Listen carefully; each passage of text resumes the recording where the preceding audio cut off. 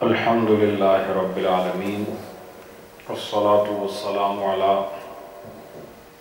محمد وعلی آلہ واصحابہ اجمعین۔ درود پاک صلوات علیکہ یا رسول اللہ وعلی آلہ واصحابہ یا رحمت للعالمین۔ حاضرین محترم، ہفتہ وار محفل ذکر الحمدللہ وقت کی تبدیلی کے باوجود اس کی بہار اسی طرح عروج پر نظر آ رہی ہے۔ وہ لوگ جو مختلف ٹاؤن سے آئے ہیں وہ اپنے ساتھیوں کو بتا دیں کہ اب یہ محفل انشاءاللہ موسم بدلنے تک یعنی سردیوں تک بعد نماز عصر ہی ہوا کرے گی اور یہی اس کا حتمی وقت ہے۔ اور جو دن آگے بڑھ رہے ہیں عصر اور مغرب کے درمیان گنجائش بھی بڑھتی جائے گی اور زیادہ وقت ہمیں میسر آئے گا۔ ابھی آپ نے محترم چودھری قربان صاحب سے یہ سماعت کیا کہ یہ بالکل میری بائیں جانب اور آپ کی دائیں جانب یہ خالی جگہ تھی، تو ویسے بھی ہمیں جگہ کی تنگی تو آلریڈی ہے۔ اللہ کے کرم سے اور اہل اللہ کی نسبت کے صدقے بہت کم مدت میں اس مرکز نے ترقی کی راہوں پر گامزن ہو کے یہ ثابت کیا ہے کہ اس مرکز اور مرکز میں رہنے والوں کو اللہ کی رضا سب سے زیادہ مقصود ہے۔ یہاں کے منتظمین، یہاں کے معاونین سب جانتے ہیں کہ جتنا بھی آج تک یہاں کام ہوا وہ للہ فی اللہ اور فی سبیل اللہ، بغیر کسی نام نمود اور ظاہری شہود ان چیزوں کی کراہتوں سے بچتے ہوئے صرف دین اور مذہب کی سربلندی، اہل سنت کی کامیابی اور طریقت کے فیضان کو عام کرنے کے لیے یہ ساری محنت سامنے آئی ہے۔ تو یہاں یہ جو کام ہو رہا ہے اس میں آپ سب لوگ تعاون کریں، اور ہماری جو بہنیں آتی ہیں کچھ بولٹن سے کچھ دیگر ٹاؤن سے، انہوں نے پچھلے ہفتے 210 پاؤنڈ اس مد میں پیش کیے تھے بولٹن سے، اور آج بھی چند خواتین جنہوں نے کچھ تعاون کیا تقریباً 50 پاؤنڈ مختلف خواتین نے۔ آپ سب لوگ، یہ آپ کا مرکز ہے، آپ کی جگہ ہے، اس کی تعمیر اور ترقی میں ہر وقت آپ سے تعاون کی امید رکھتے ہیں۔ آپ اس کے ساتھ تعاون کریں اور جاتے ہوئے اس جگہ کو دیکھ بھی جائیں۔ اللہ آپ سب کو عظمت عطا فرمائے۔ وقت مختصر ہے اور ہمارا جو مسائل کا سلسلہ یہاں بیان ہو رہا ہے اس میں صلاۃ المریض، مریض کی نماز کا جو چیپٹر ہے وہ آج ہم کلوز کر رہے ہیں، وہ اس کے آخری مسائل چل رہے ہیں۔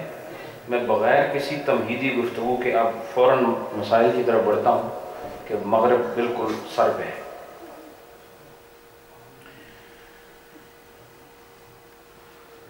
رجل ان صام فی رمضان صلی قاعدا، اگر کوئی آدمی رمضان میں روزہ رکھے تو وہ بیٹھ کے نماز پڑھے گا۔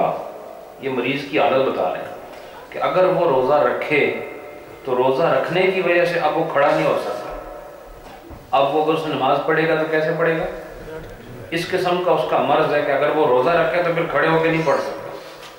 تو ایک ایسا آدمی جو کھڑے ہو کے نماز پڑھتا ہے لیکن روزہ رکھنے کی وجہ سے رمضان میں وہ بیٹھ کے نماز پڑھے گا۔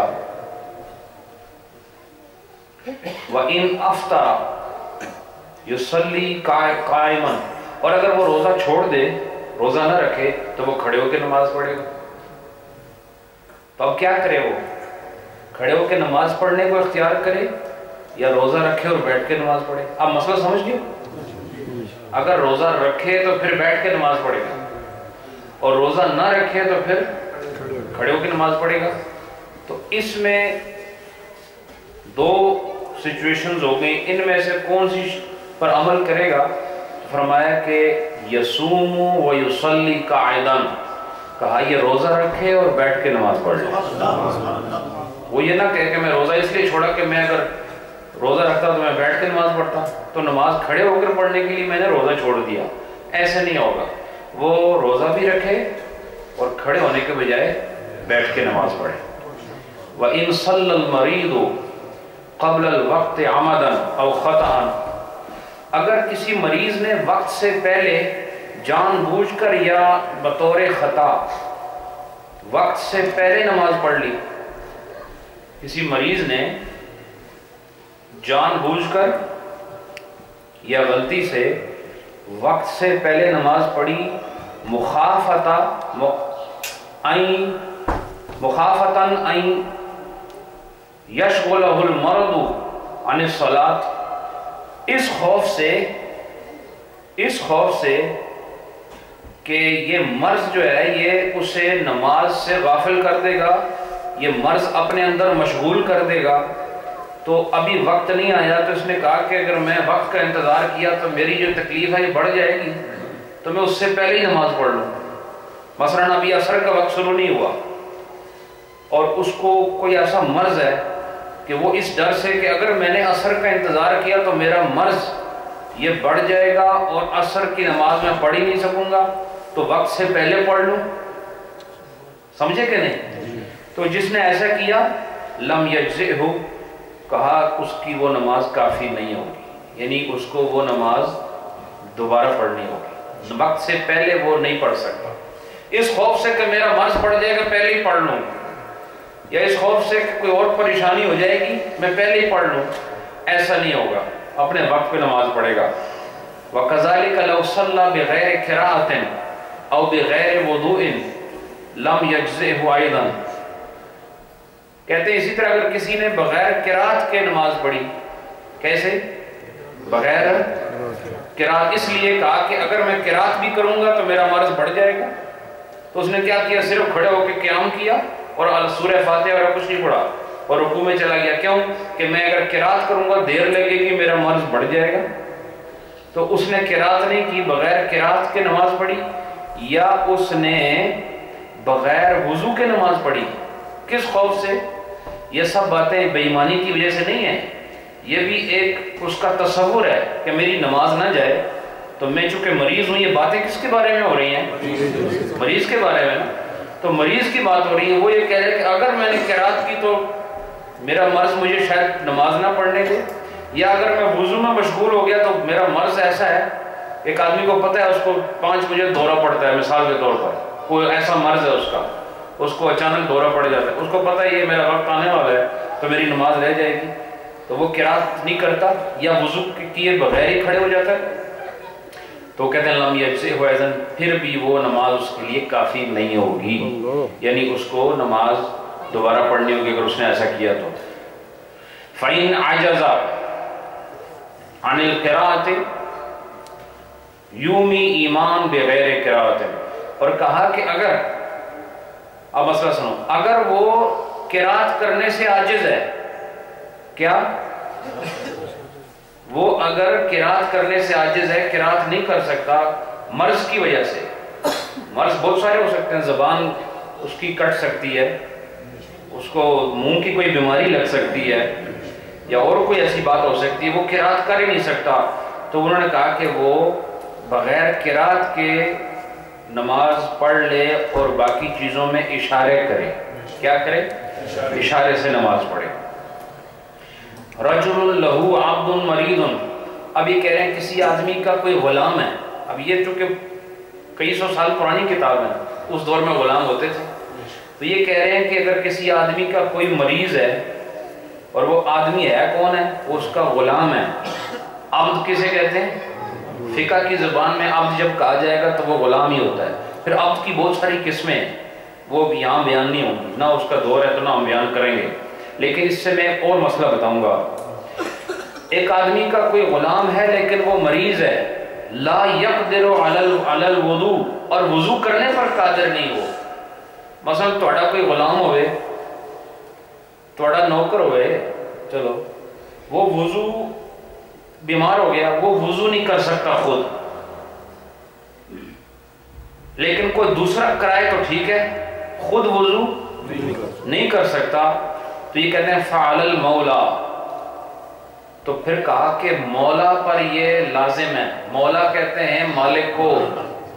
تو عربی زبان میں جو مالک کا غلام ہوتا ہے اس کو مولا کہتے ہیں. تو ہم جب بندے کو مولا کہیں تو اس کا معنی اور ہے، اور جب خدا کو مولا کہیں تو معنی اور ہے، رسول اللہ کو مولا کہیں تو معنی اور ہے. ہر ایک اپنے شان کے مطابق لقب کے معنی لیے جائیں گے. جب خدا کا کے لیے مولا کہو گے،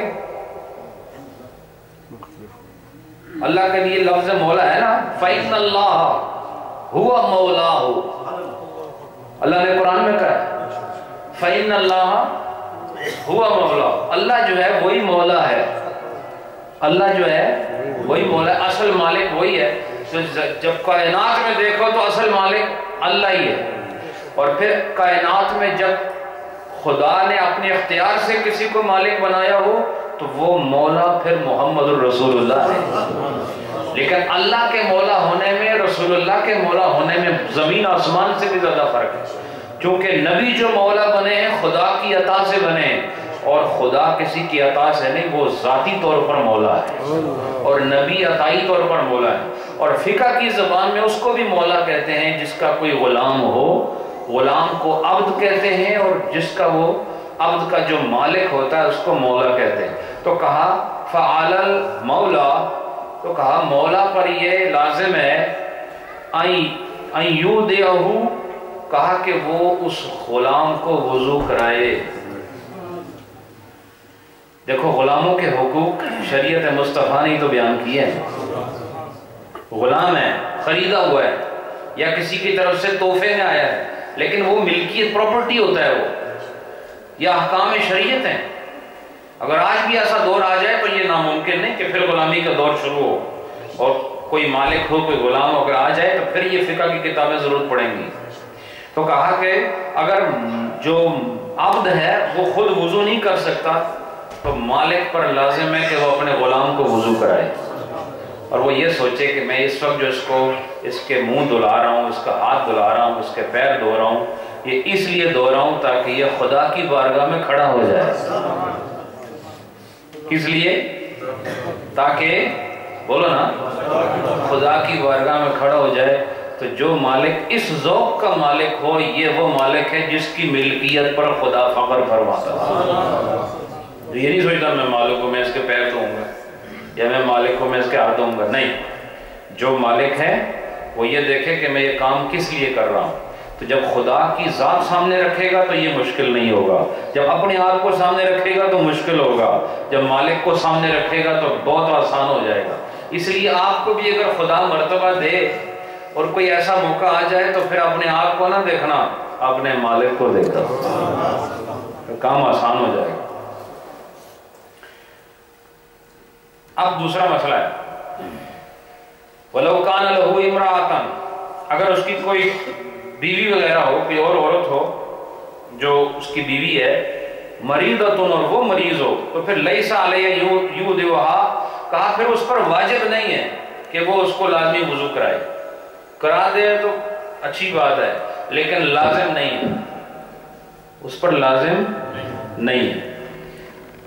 پھر فرمایا کل من لا یقدر علی اداء رکن الا بحدث یسقط عنہ ذلک الرکن. کہہ رہے ہیں کہ ہر وہ انسان کہ جو بغیر بے وضو ہوئے وہ رکن ادا کر ہی نہیں سکتا. یعنی جیسے ہی کوئی رکن ادا کرے گا، ایک نماز کے رکن ہے نا بہت سارے، مثلا کھڑا ہونا ایک رکن ہے، بولو نا، کھڑا ہونا ایک رکن ہے نا، پھر تلاوت ایک رکن ہے، رکوع ایک رکن ہے، سجدہ بھی رکن ہے، قعدہ اخیرہ رکن ہے. رکن وہ ہوتا ہے جس کے بغیر نماز ہوتی ہی نہیں، جس کو فرض بھی کہتے ہیں، اس کو رکن بھی کہتے ہیں. تو کہا کہ کوئی ایسا رکن ہے کہ اگر وہ ادا کرتا ہے تو بغیر یعنی بے وضو لازمی ہوتا ہے اس میں، ایک رکن ہے، اب ہم مثال دیں گے آگے. تو کہا کہ پھر وہ رکن اس کا صحیح طریقے سے ادا کرنا یہ اس پر لازم نہیں ہے، وہ پھر اس کو اشارے سے کرے. اگر وہ رکن اگر وہ صحیح طریقے سے ادا کرے گا تو کیا ہوگا؟ بے وضو ہو جائے گا. اب میں آگے مثال دوں گا. اور اگر وہ اشارے سے کرے گا تو بے وضو نہیں ہوگا. تو حکم کیا ہے کہ اس کا صحیح طریقے سے ادا کرنا، یہ حکم اس سے ساقط ہو گیا، وہ پھر اس کو اشارے سے کرے گا. آگے اس کی مثال سنو. فرمایا حتی لو کان بہ جراحۃ، کہا کہ یہاں وہ کہہ رہے ہیں کہ اگر اس کو کوئی زخم ہو، اب وہ مثال دے رہے ہیں اس مسئلے کی، اگر اس کو کوئی زخم ہو، لا یستطیع ان یسجد، تو وہ سجدہ کرنے کی استطاعت نہیں رکھتا، الا وتسیل جراحتہ، مگر یہ کہ اگر وہ سجدہ کرے تو پھر اس کا جو وہ زخم ہے اس سے خون بہنا شروع ہو جائے گا. اب مجھے بتاؤ جب خون بہے گا تو پھر بے وضو ہوگا؟ بولتے نہیں آپ لوگ، بولو نا. اگر ایک آدمی نے سجدہ کرنا ہے اور وہ سجدہ اگر کرے، مثال کے طور پر اس کے ماتھے میں زخم ہے یا اس کو تازے سٹیچز ہوئے ہیں، ابھی کو ماتھے پر اس کو زخم آیا، کٹ لگ گیا، بڑا کٹ ہے، تو اگر اب یہ سجدہ رکن ہے نا، سجدہ کیا ہے؟ سجدہ رکن ہے. تو اگر یہ سجدہ پراپر طریقے سے کرے تو وہ سٹریچنگ کی وجہ سے یا زمین پر جو آپ اس کا فور ہیڈ ٹچ کرے گا اس کی وجہ سے وہ زخم بہنا شروع ہو جائے گا.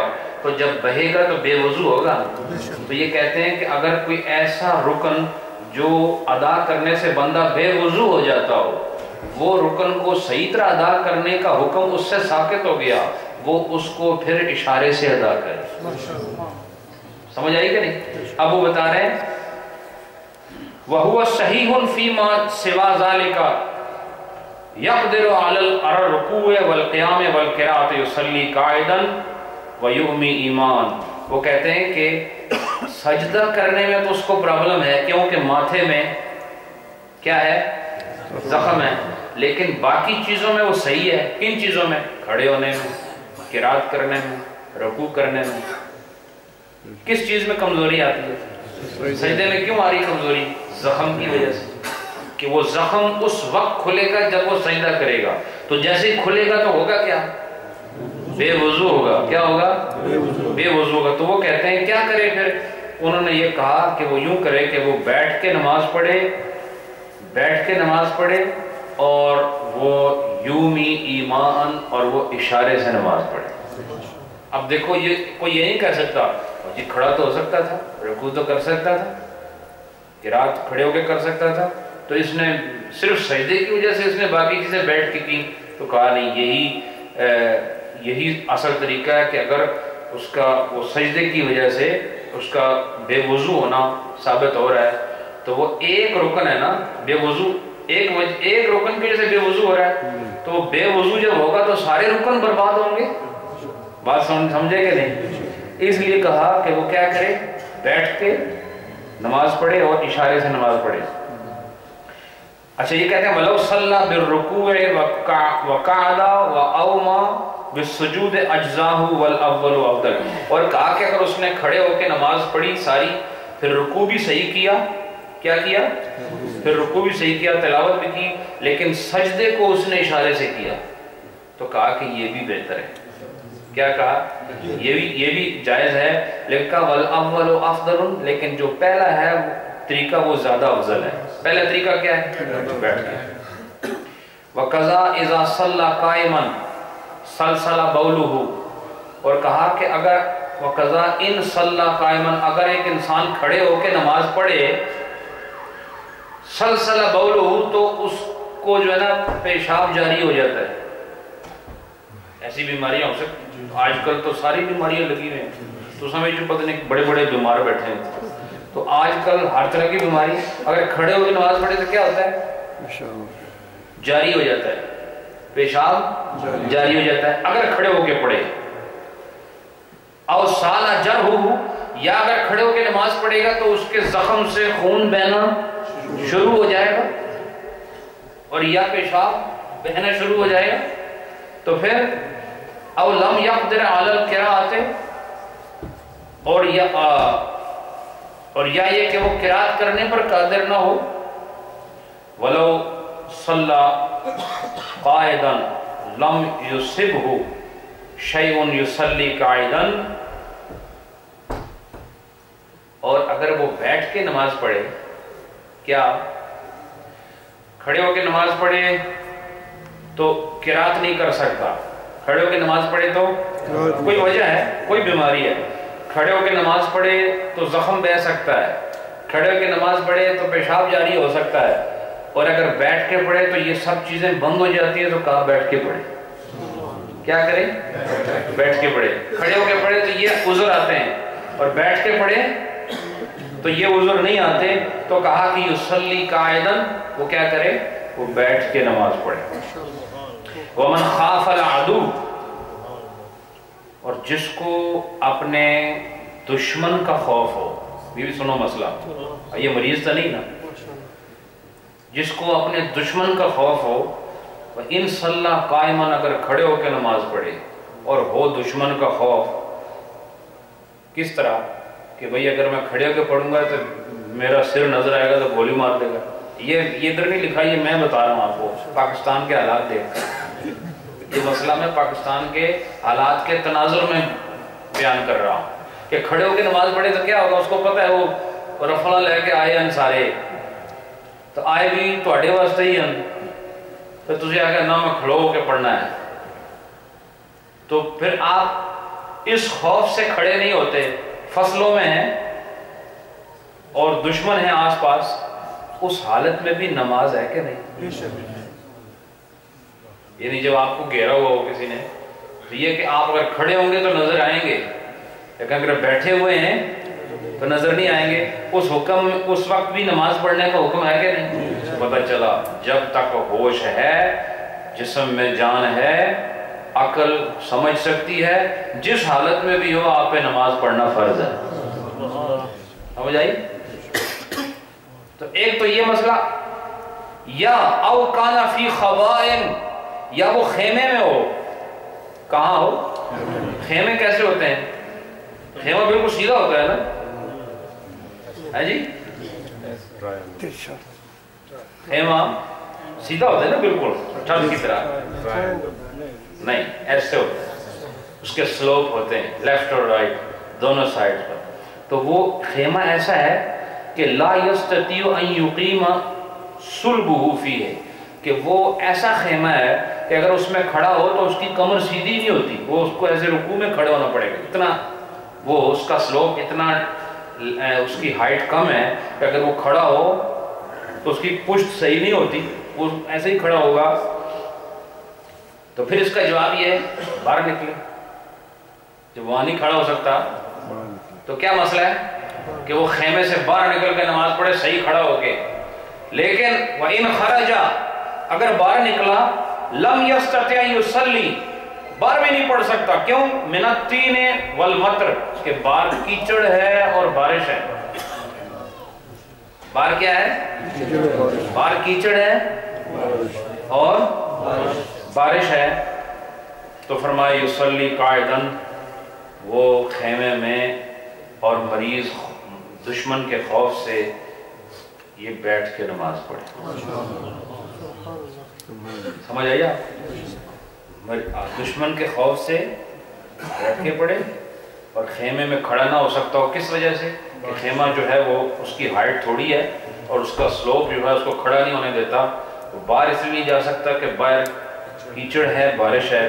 تو وہ وہیں پہ پڑھے اور بیٹھ کے پڑھے. اب ان دو صورتوں میں وہ آدمی مریض نہیں ہے، وہ حالات کی وجہ سے مجبور ہے. ٹھیک ہے؟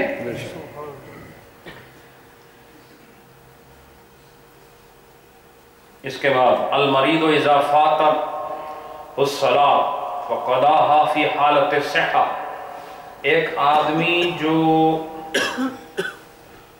حالت مرض میں اس نے نماز قضا، اس سے قضا ہوئی.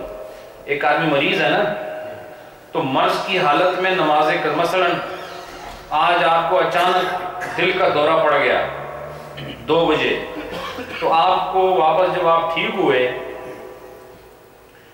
تو آپ ٹھیک ہوئے رات 8 بجے بالکل ٹھیک ہو گئے. انہوں نے بس 2 انجیکشن دیے, آپ دوڑ کے گھر آ گئے. اب اس میں 2 نمازیں گئی ہیں نا, تو جب آپ یہ نمازیں فوت ہوئی تھی تو کس حالت میں تھے آپ؟ مریض تھے. کیا تھے؟ مریض تھے. تو اب وہ اس کو حالت صحت میں قضا کرنا چاہتا ہے, تو کیسے قضا کرے گا؟ چونکہ اگر مرض میں پڑھتا تو پھر اشاروں سے پڑھتا, مرض میں پڑھتا تو کیسے پڑھتا؟ اشاروں سے. کیوں پڑھتا؟ کہ وہ مریض ہے, کھڑا نہیں ہو سکتا, وہ تلاوت نہیں کر سکتا, کئی قسم کے مرض ہو سکتے ہیں. تو اب جب وہ صحت کی حالت میں آ گیا تو وہ حالت مرض میں جو نمازیں قضا ہوئی تھی اس کی قضا مریض کی طرح کرے گا یا صحیح آدمی کی طرح کرے گا؟ اب تسی کیوں خیر کر رہے ہو اپنی طرف؟ میری گل سنو, میں جو مسئلہ تمہیں دسے ہی تسی پہلے ہی گلے وچوں بٹا چھوڑ دیتا. بات کیا ہو رہی ہے؟ مسئلہ سمجھو پہلے. جب آپ کی نماز قضا ہوئی حالت مرض میں, اور حالت مرض کیسی تھی کہ آپ نماز پڑھتے تھے اشاروں سے, اب آپ ٹھیک ہو گئے, اور اس نماز کی قضا کرنی ہے جو حالت مرض میں قضا ہوئی, تو صحت میں آ کے کیسے پڑھو گے؟ یہاں جو ترجمہ ہے وہ سنو. وہ کہتے ہیں فعل کما یفعل الاصحاء, کہا وہ اس طرح نماز پڑھے جیسے تندرست لوگ نماز پڑھتے ہیں. کیسے نماز پڑھے؟ جیسے تندرست لوگ. اب تھوڑا جواب ٹھیک سی ہے, اے زیادہ سونا ہے. ایسے نماز پڑھے جیسے تندرست لوگ نماز پڑھتے ہیں. وہ یہ نہیں دیکھے گا میں جس ویلے قضا ہوئی سی اس لیے تو میں اشارے نال پڑھتا سی تو ہوں اشارے نال ہی پڑھاں گا چونکہ حالت وہ سی. نہیں, قضا بے شک مرض میں ہوئی, اب آپ کو اللہ نے صحت دی ہے تو صحت مندوں کی طرح نماز پڑھو. پھر فرمایا وَلَوْ قَضَاهَا کما فاتت ولو قضاها کما فاتت لا يجوز, اور جس طرح وہ مرض میں اس نے قضا کی, اگر اس قضا کو مریضوں کی طرح اس نے ادا کی صحت میں آ کر, اگر کر ہی لی کوئی ایسا چیز آ کے نہ میں اپنا مسئلہ کروں گا, اس نے کہا کہ حالت مرض قضا ہوئی ہے سن تو اسی طرح ہوں ٹھیک ہو گیا اور پڑھوں گا اسی طرح ہی, تو یہ کہتے ہیں لا يجوز, وہ جائز نہیں ہوگی, وہ جائز نہیں ہوگی. اور پھر اس کا وَإِنْ قَضَى فِي الْمَرْضِ فَوَائِدُ الصِّحَّةِ, اب اس کا الٹ دیکھتے ہیں, کیا اس کا اپوزٹ دیکھتے ہیں, اس کا اب یوں سمجھو اپ سائڈ ڈاؤن دیکھتے ہیں. وہ کیا کہ وہ اب حالت مرض میں ہے اور وہ نمازیں پڑھنا چاہتا ہے جو صحت کی حالت میں قضا ہوئی تھی. اب تو وہ اشارے سے پڑھ رہا ہے نا, جو اب تو مریض ہے نا, اب وہ نمازیں کیسے پڑھ رہے ہیں؟ اشارے سے. تو اشارے میں وہ نمازیں قضا ادا کرنا چاہتا ہے جو صحت کی حالت میں قضا ہوئی تھی. اب کیا کرے؟ تو وہ کہتے ہیں قضاها کما قدر قائدا او مؤمنا, تو کہا کہ جس طرح وہ بیٹھ کر یا اشاروں سے جیسے قضا کر سکتا ہے وہ قضا کرے. دیکھو خدا کا انصاف, دیکھو رب العالمین کی حکمت, دیکھو شریعت مصطفیٰ کی نفاست کہ دونوں کیفیات کو کیسے منزہ کر کے صاف ستھرا اور آسان کر کے امت مصطفیٰ کے لیے عمل آسان کر دیا. ایسے تو نہیں فرمایا ان الدین عند اللہ الاسلام, یہ کوئی معمولی بات نہیں, بہت بڑے دین کے پیروکار ہو آپ. کاش اس دین کا 10% بھی ہمارے اندر آ جائے, خدا کی قسم ہواؤں سے بھی کلموں کی آوازیں نہیں. بات یہ ہم دین سے دور ہیں, بہت دور ہیں, ہم صرف نعرے لگانے والے لوگ. اس کے بعد فرمایا مسلم اقعد عند نفسہ انسانا, ایک نمازی نے دوسرے آدمی کو اپنے پاس نماز میں بٹھایا, یعنی نماز پڑھنے لگا نا تو اس نے اپنے ساتھی نو یا پتر نو یا کسی سنگی نو دوست نو پائی نو آکھیا تو ادھر میرے نال بہ جا, میں نماز پڑھاں گا تو میرے نال بہ جا. کس واسطے؟ آئیں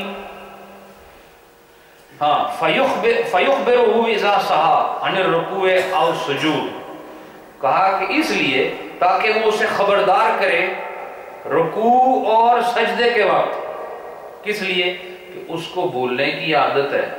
کس چیز کی عادت ہے؟ بولنے کی. کہا کہ تم دیکھتے رہنا کہ جب میں سجدہ یا رکوع نہ کروں تو تم مجھے بتا دو ساتھ کہ اب یہاں سجدہ کرنا ہے, مجھے خبر کرو کہ اب یہاں کیا کرنا ہے؟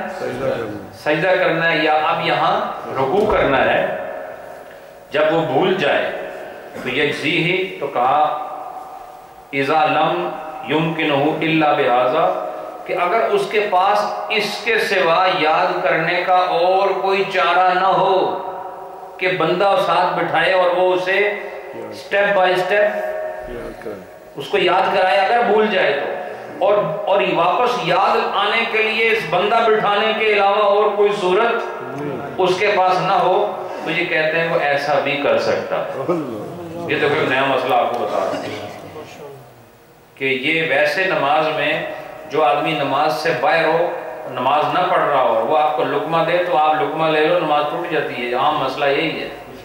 لیکن یہ ایک اسپیشل کیس ہے ایسے آدمی کا جو اس کو مستقل بیماری ہے بھول جانے کی، اور وہ سوائے اس کے کوئی آدمی اسے انفارم کرے اور اسے بار بار بتاتا رہے، اس کے علاوہ کوئی طریقہ نہیں کہ اس کو یاد آئے، تو وہ کسی کو بٹھا سکتا ہے تاکہ وہ اسے اشارے سے یا کلمات سے کسی بھی طریقے سے یہ بتا دے کہ نہیں آپ نے رکوع کرنا ہے، اور وہ رکوع کر لے، تو ایسا کرے گا تو یہ اس کے لیے جائز ہے۔ میرے دوستو، یہ ہمارا چیپٹر الحمدللہ صلاۃ المریض کا ختم ہوا، اور آپ کو پتہ چل گیا کہ نماز میں کون سے لوگ ہیں جو بیٹھ کے پڑھ سکتے ہیں نماز، اور یہ تمام میں نے تشریحات کر دی ہیں، اور الحمدللہ جو مستقل درس سن رہے ہیں ان کو پتہ ہے، اور وہ ایسے لوگوں کو انشاءاللہ خبردار ضرور کریں گے جن کو مسائل کی خبر نہیں اور وہ کرسیاں استعمال کرتے ہیں یا بیٹھ کے فرش پہ نماز پڑھتے ہیں۔ یہ تمام تفصیلات میں نے، مجھے جو یاد پڑتا ہے، میں نے اس موضوع پر، یہ میرا 5واں لیکچر ہے جو میں نے صلاۃ المریض کا دی ہے، ہو سکتا ہے کم ہو لیکن جو میری حافظے کی کیفیت ہے اس حساب سے بتا رہا ہوں۔ اگلی جمعرات سے ہمارا جو باب ہے وہ 15واں باب شروع ہو رہا ہے مسافر کی نماز کے بارے میں۔ سفر میں جو نماز، یہ بڑا اہم موضوع ہے، یہ بھی مریض والا بھی اہم تھا، یہ بھی بہت اہم ہے، چونکہ اکثر ہمارے ایسے غیور اور دین سے محبت رکھنے والے نمازی ہیں جو سفر میں بھی نماز نہیں چھوڑتے، تو وہ لوگ ضرور آئیں جو سفر میں بھی نماز نہیں چھوڑتے، تاکہ آپ کو ایسی ایسی باریکیاں پتہ چلیں، آپ خود حیران ہو جائیں کہ سفر کے حوالے سے کیسی کیسی جو کیفیات ہیں وہ علماء فقہ نے اس کو بیان کی۔ اور یہ کافی، یوں سمجھ لیں، یہ کافی لینتھی چیپٹر ہے، اس میں کافی ٹائم جو ہے وہ صرف ہوگا۔ اللہ ہم سب کو سیکھنے کی، عمل کی توفیق عطا فرمائے۔ ابھی اذان ہوگی۔